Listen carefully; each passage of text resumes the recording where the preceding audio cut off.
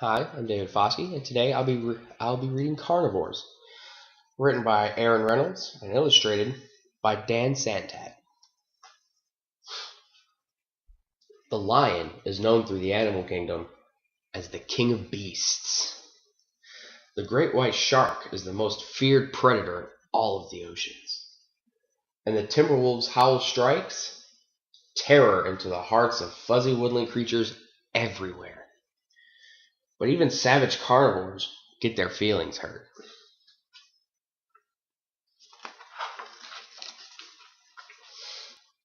The lion tries to ignore it when the gazelles whisper behind his back. He pretends not to see the zebras looking down their noses at him. The wildebeests call him Bad Kitty, just because he's eaten half the neighborhood. It hurts. It really does. The great white shark, he's got such a bad rap. All those shark movies don't help. Everyone talks about his feeding frenzies. But he's simply a fast eater.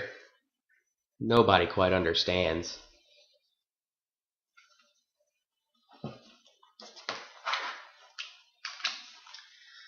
And the timber wolf almost never eats little girls. That Little Red Riding Hood story is very misleading. The bunny rabbits always say, "Quit sneaking up on me!" But he's not sneaking. He's merely a quiet walker with vicious fangs and scary eyes. He can't help it.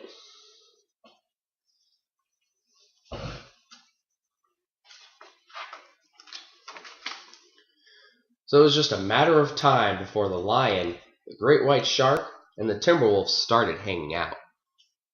Because even carnivores need to share their feelings. At their first get-together, the timber wolf came up with an idea that might solve everything.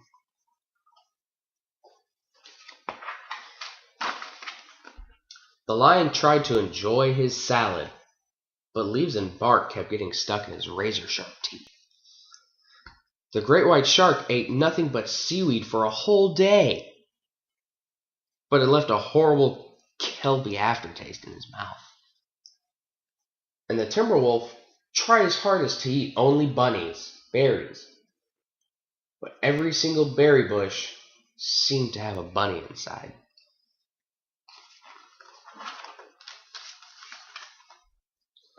Before long, the great white shark came up with a fabulous new idea.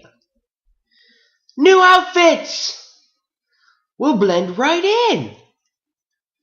At first, the lion's antelope disguise worked out terrific. Everyone treated him so nicely. But when the other antelopes smelled his zebra breath, it was all over.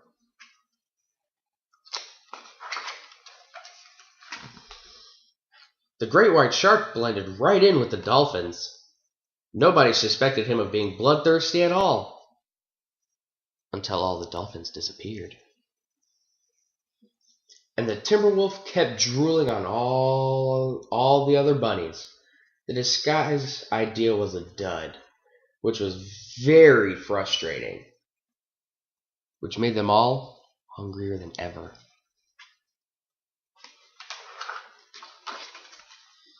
As a last resort, the lion invited the oldest and wisest carnivore he knew to come speak to the group. The great horned owl was happy to be included. "What should we do?" asked the lion. "Everyone is always mean to us," said the great white shark. "I never know what to say," said the timber wolf. The owl smiled. "It used to hurt my feelings too, but now I remind myself I'm not bad. I'm a carnivore. Eating meat is just what I do." "I'm not bad," whispered the lion. "I'm a carnivore," confessed the great white shark. "Eating meat is just what I do," declared the timber wolf. The wise old owl was brilliant.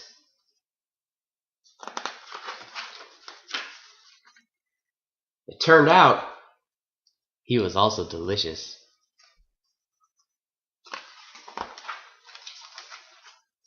These days, things are different. The lion doesn't dread going to the watering hole anymore. When the zebras give him nasty looks, he smiles his friendliest smile, then eats them.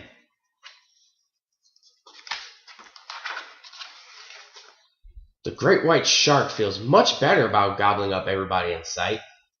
He knows that he's a husky fish with a healthy appetite.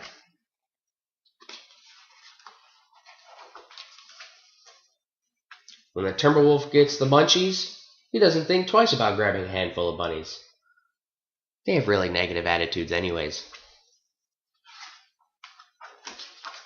After all, they're not bad. They're carnivores.